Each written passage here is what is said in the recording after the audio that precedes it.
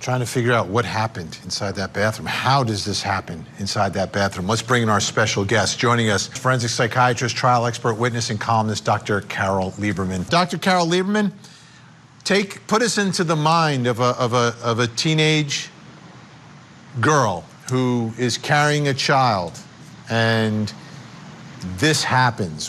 What are the issues that someone is dealing with at that moment? Well, first of all, she did know that she was pregnant. Her friends from school have told people that she knew she was pregnant. She was going to name the baby Alex. She even bought things for the child. Clearly she was terrified that her mother would be angry if she had a baby, but she still had a boyfriend. It was unbelievable, but the court allowed her to go to the prom with this boyfriend just not long after. Now, of course, I mean, if how about in the moment, though, Dr. Lieberman? I want to really focus in and zero in on this moment that a 19-year-old is going through this by herself in that bathroom. Well, first of all, if you watch her going down the hall, we just saw her going down the hall, and she was kind of holding her bottom. She knew even then what was going to be happening. And what was going through her mind? She was afraid to tell anybody. She was, she thought that the best way to handle this would be to pretend that the baby didn't exist.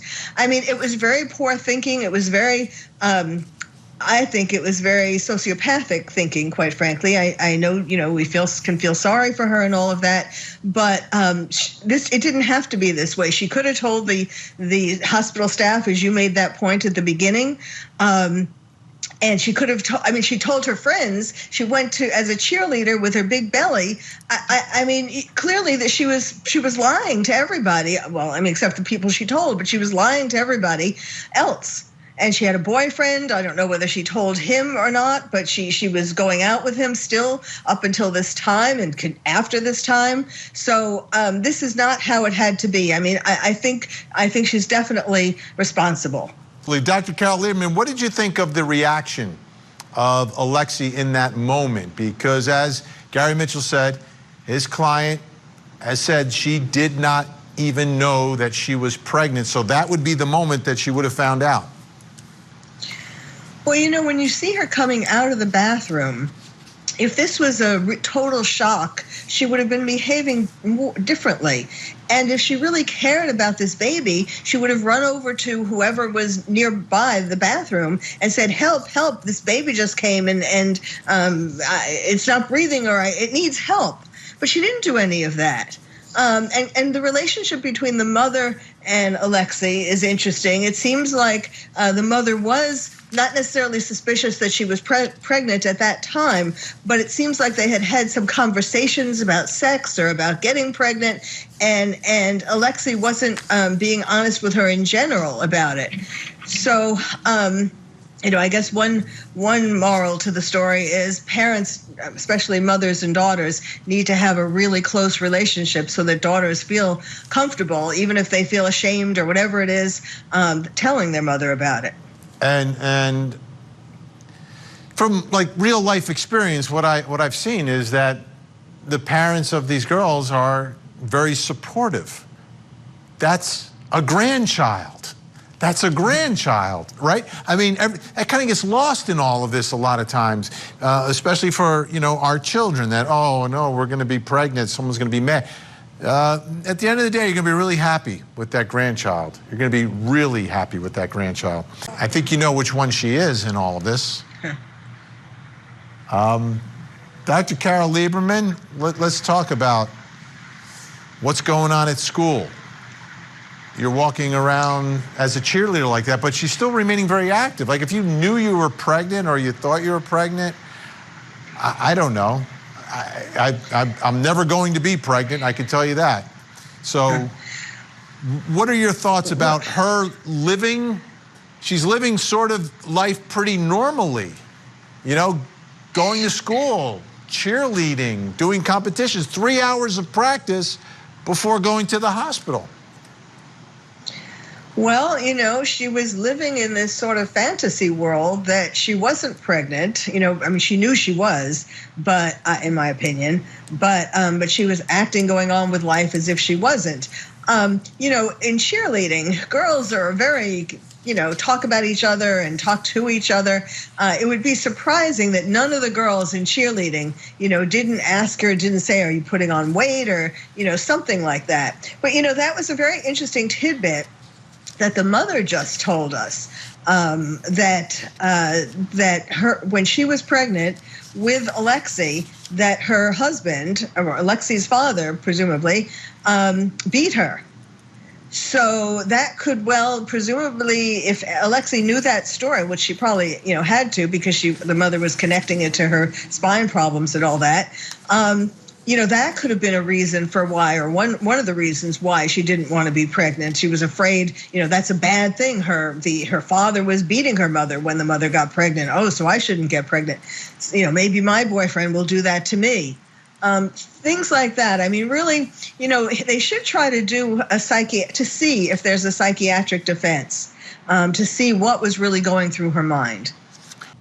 As soon as this case happened in New Mexico, it reminded a lot of us of another case out of New Mexico. So you have Alexee Trevizo in the hospital, but you had Alexis Avila, whose child was alive.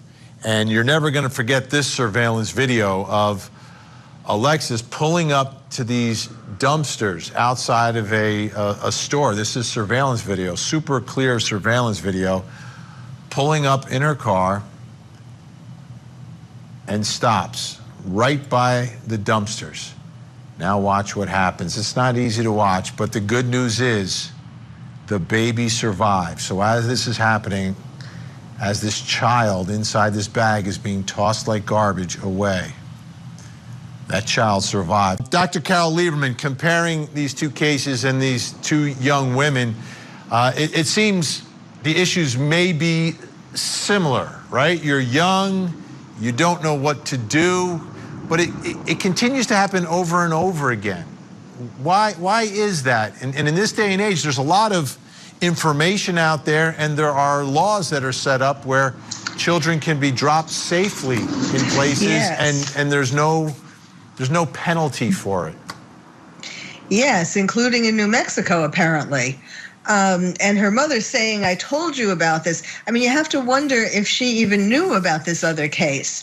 But there are a lot of similarities in the sense that the I don't want to miss Alexis, the one that you were just talking about, she, she brought her baby to the dumpster, and that baby would have died. The judge said, but for the grace of God and luck, this would be a murder case. So now we have Alexee Trevizo, and she could have, her baby. The prosecutors have shown through presumably autopsy and pathologists and so on that the baby did breathe. It was alive when it was born, and perhaps if she would have run out of the bathroom and said, "Please help," perhaps they could have, before she did whatever she did to it, perhaps they could have saved the baby.